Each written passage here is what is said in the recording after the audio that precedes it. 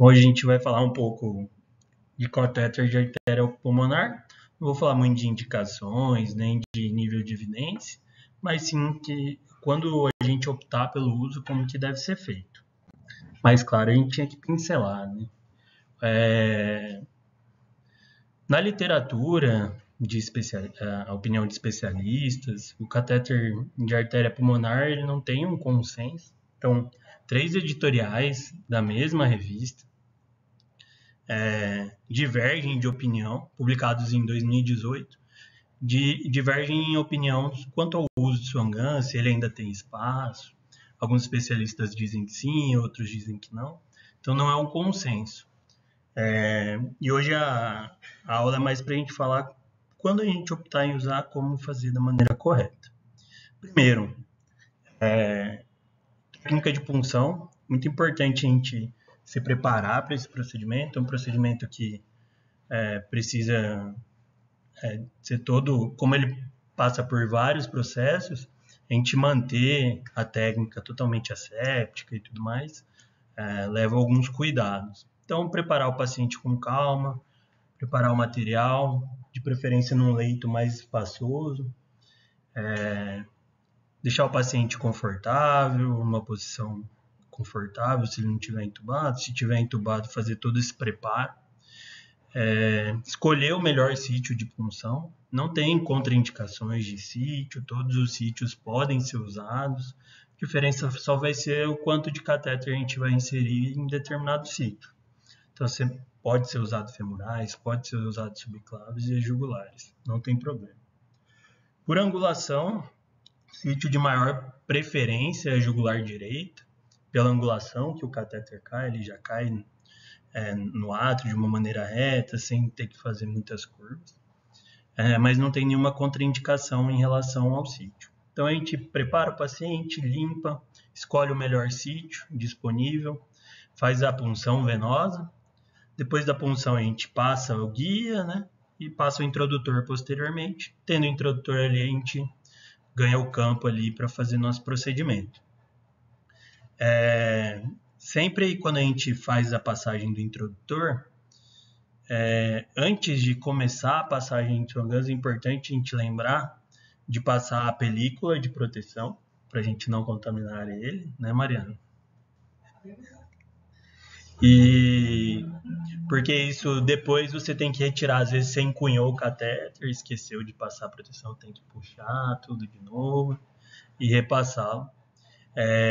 A progressão de catéter que vai ter, que é muito importante a gente saber interpretar cada onda que aparece ali durante o trajeto, para a gente realmente saber a posição do catéter e tudo mais. E por fim, quando você chega na artéria pulmonar, o teste de oclusão. E o curativo e tudo mais depois. Importante, sempre abrir o transdutor da PAI e todo o material da PAI de maneira asséptica. E você passa só a ponta para o pessoal da enfermagem, para manter ainda mais a técnica estéreo.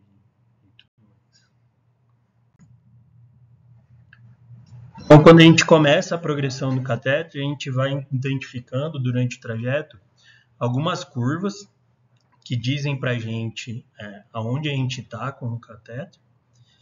E é importante, né, para a gente saber a progressão, para a gente conseguir fazer o procedimento de uma maneira tranquila. Então, a primeira curva, quando a gente se aproxima ali na cava superior, chegando no átrio, a gente vai começar a ver uma curva com esse padrão, que é a curva da pressão atrial direita. Então, ela basicamente se divide, para a gente entender didaticamente, a gente associa ao QRS. Então, associar a curva venosa com o batimento cardíaco e o que ela significa. A curva A, essa primeira curva, ela passa por um processo aí de diminuição e no meio quando ela vai decrescendo, faz uma nova curvatura, a gente chama de curva C, e por fim a curva V, que é essa curva um pouquinho menor aqui. A curva A, ela significa a contração atrial, que é a maior pressão, né? Então, o átrio se encheu, ele tem a passagem para o ventrículo ali de maneira passiva, mas no final do movimento tem a contração atrial. Então, ela vai estar, geralmente, ela está ali mais ou menos na onda P do eletrocardiograma. A onda V, que seria a fase de enchimento venoso atrial, né? Então, você tem o fechamento da tricúspide, isso gera uma coluna de água e gera essa nova onda, né? Que é a onda V, essa terceira onda na seta, que ela vai estar junto no final da onda T do eletrocardiograma, e a onda C, que seria o engurgitamento da válvula quando você tem a contração assístole ventricular. Então, a válvula se fecha, o ventrículo se contrai, e essa pressão do ventrículo para ejetar o sangue gera um abaulamento na válvula, que acaba gerando essa onda C. E ela vai estar ali no intervalo, entre o intervalo P e R do QRS. Ainda nas curvas de pressão, a onda X, que seria essa primeira onda negativa aqui, após as ondas A e C, ela significa o colapso atrial, né? É uma onda de colapso, significa o relaxamento atrial. E a onda Y é o esvaziamento atrial rápido. Então, quando há a abertura da válvula tricúspide. Então, como um ciclo, a abertura da válvula tricúspide, esvaziamento rápido, daí vocês podem ver que tem uma nova onda A, porque a onda A significa a contração atrial. Então, tem a fase de abertura valvar, esvaziamento atrial rápido e, por fim, a sístole atrial. Daí a gente progride, identificou essas ondas, a gente sabe que é uma curva atrial. Conforme a gente vai progredindo o catéter, a gente se depara com as ondas ventriculares, né, que nada mais é do que o pico dela sístole e a parte mais baixa a diástole. É uma onda de maior amplitude por motivos óbvios, né? Então, durante a sístole, a pressão do ventrículo é bem maior do que a pressão atrial. Aí uma pressão sistólica de ventrículo direito, aí o normal é 17 a 30, que se a gente comparar na curva aqui, a pressão sistólica do ventrículo, ela é basicamente igual à pressão de artéria pulmonar. Então, vocês veem, a diferença vai estar na diástole, né? Na pressão diastólica, que vai ser bem menor no ventrículo. E a pressão diastólica de VDI varia de 0 a 6 miligramas por milímetro de mercúrio. Por fim, identificamos a onda ventricular. Nesse momento, a gente infla o balonete e pelo fluxo, a tendência é ele parar na artéria pulmonar. A onda de artéria pulmonar, ela lembra um pouco a onda de pressão atrial, com algumas diferenças. Então, ela vai ter esse cisalhamento, que a gente chama de nó dicrótico, que ele se dá pelo fechamento da válvula pulmonar. Então, o pico sistólico da pressão de artéria pulmonar, ele vai se dar logo após o QRS, quase imediatamente após o QRS, porque é onde vai ter a maior pressão no sistema pulmonar, né? Então, você tem a sístole ventricular, tem a ejeção de sangue, e logo após essa ejeção é onde se dá o pico sistólico, né, da curva de artéria pulmonar. Geralmente, a pressão diastólica de artéria pulmonar ela é muito próxima com a pressão de oclusão de artéria pulmonar, exceto por algumas patologias que o método ajuda a gente a diferenciar pelo gradiente de pressão entre a pressão diastólica de artéria pulmonar e a pressão de artéria pulmonar, que a gente vai falar um pouquinho mais para frente.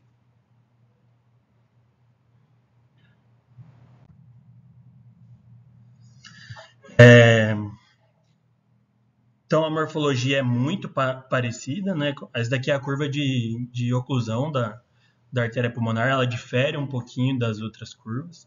Então, essa curva se dá quando você faz a oclusão, infla o balonete e faz uma coluna de sangue ali no sistema pulmonar.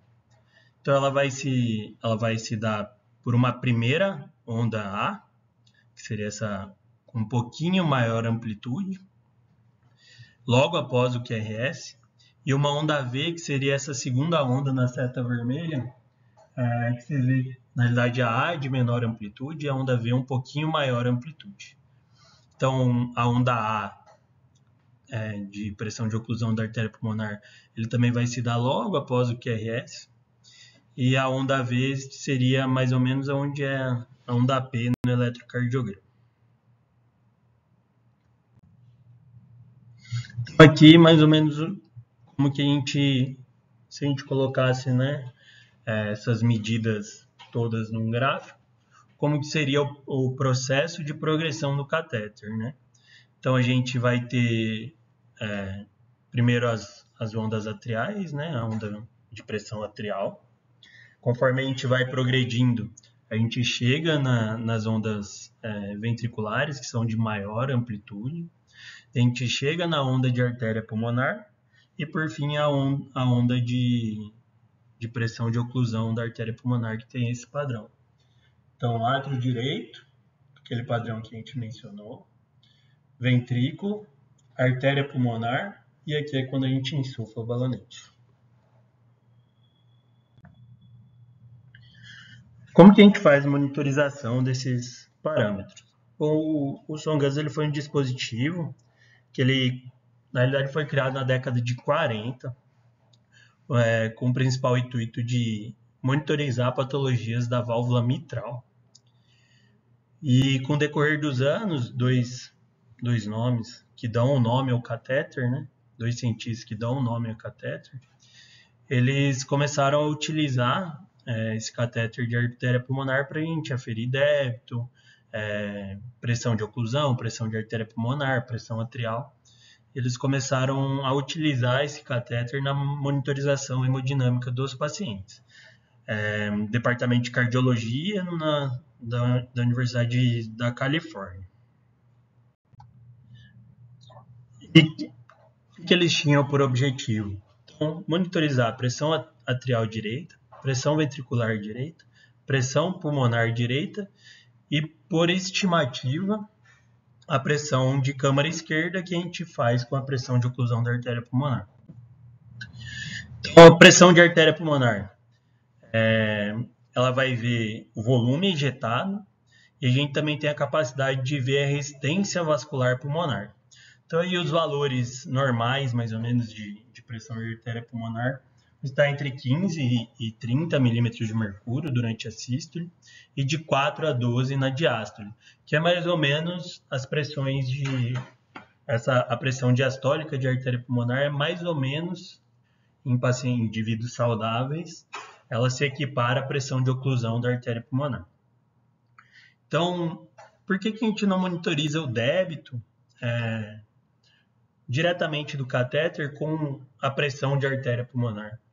Então, o ganho de débito ele não é evidenciado na pressão de artéria pulmonar porque a zona vascular, a trama vascular pulmonar, então ela tem uma resistência muito baixa e tem uma alta reserva pulmonar. Então, o aumento de débito não referiria a alteração tão significativa assim de artéria pulmonar. Daí, como que a gente pode utilizar, né, a pressão de artéria pulmonar para identificar o nosso doente e pensar na fisiopatologia do doente? Geralmente, a pressão de artéria pulmonar diastólica ela tem que ser igual ou até 4 milímetros de mercúrio, maior que a pressão de oclusão da artéria pulmonar.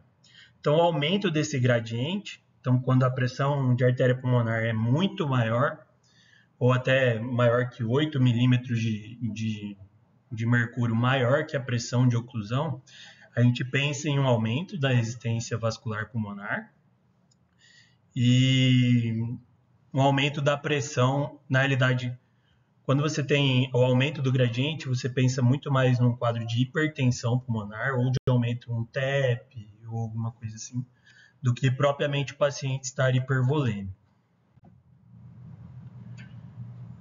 Pressão de oclusão da artéria pulmonar. Então, é a pressão de encravamento que eles falam, né? Então, quando você calcula essa pressão, quando você dá insuflamento, é maravilha. Você insufla o balonete, você vai ter a identificação dessa... Você vai formar uma coluna de sangue elástica, né, entre toda a trama vascular pulmonar e a oclusão. Geralmente, idealmente, tem que estar na zona 3 de West. E você faz justamente essa comparação com a pressão diastólica de artéria pulmonar. Preferencialmente, a pressão de oclusão da artéria pulmonar tem que ser feita na expiração. Então, a gente geralmente faz medidas seriadas, né? Mas de preferência sempre na expiração do paciente. E a gente utiliza essa pressão para justamente tentar estimar a pressão diastólica do VE, né? E por consequência tentar estimar o volume diastólico de ventrículo esquerdo. Nem sempre é uma medida tão fidedigna, só que a gente associando a pressão de oclusão de artéria pulmonar com débito cardíaco e com outras informações que o método dá, a gente consegue fazer um manejo bem próximo aí do ideal. Então, sempre fazer a análise associada ao débito cardíaco. Então, uma pressão de oclusão de artéria pulmonar maior que 18 milímetros, a gente tem que definir o índice cardíaco é normal ou o índice cardíaco é baixo. Então, a gente tem uma pressão de oclusão da artéria pulmonar elevada, só que o gradiente pressórico entre a pressão de artéria pulmonar e a pressão de oclusão de artéria pulmonar é maior que 8. Então, isso significa uma hipertensão primária. Um paciente com sepse que evoluiu com disfunção de VD, um paciente com SARA que evoluiu com disfunção de VD, ou a PIP desse paciente está muito alta. Então, a gente pensa, quando tem essa diferença de gradiente, a gente sempre pensa em uma causa pulmonar primária. E quando a pressão de oclusão da artéria pulmonar for alta, mas o gradiente não for tão discrepante, a gente pensa em patologias da câmara esquerda. Então, uma isquemia miocárdica, uma patologia de válvula mitral e por assim vai.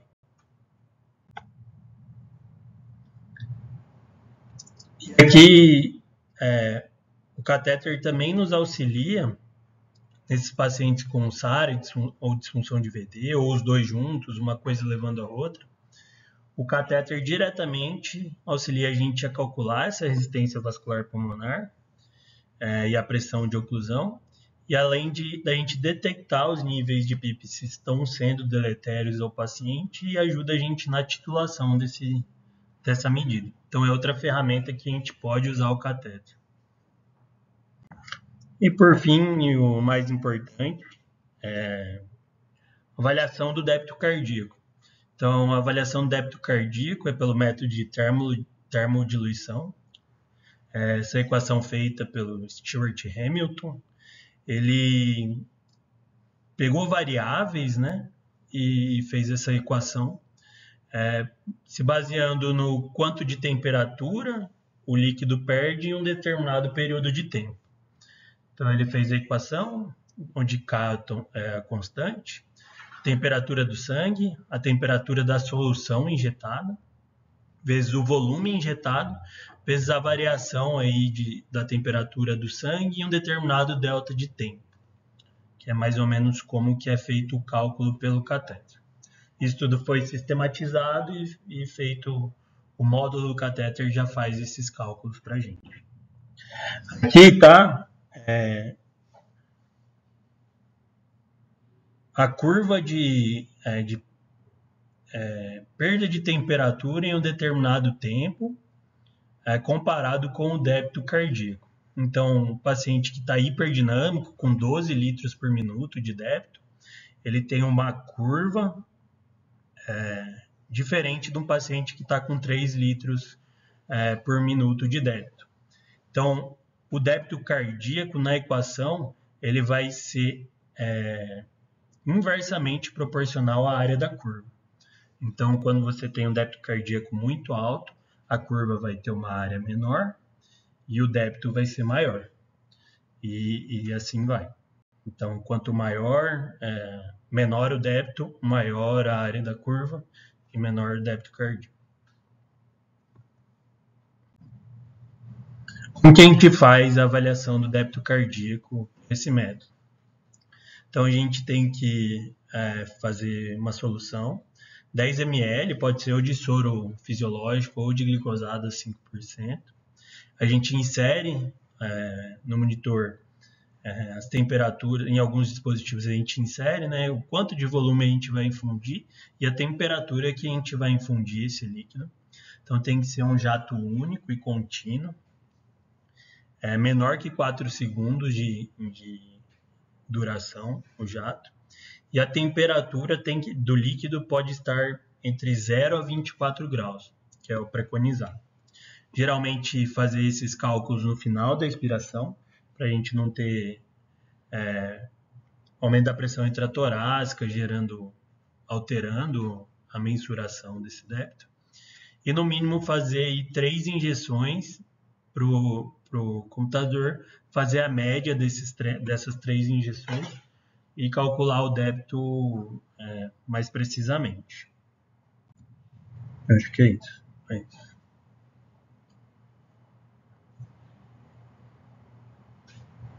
Fechou.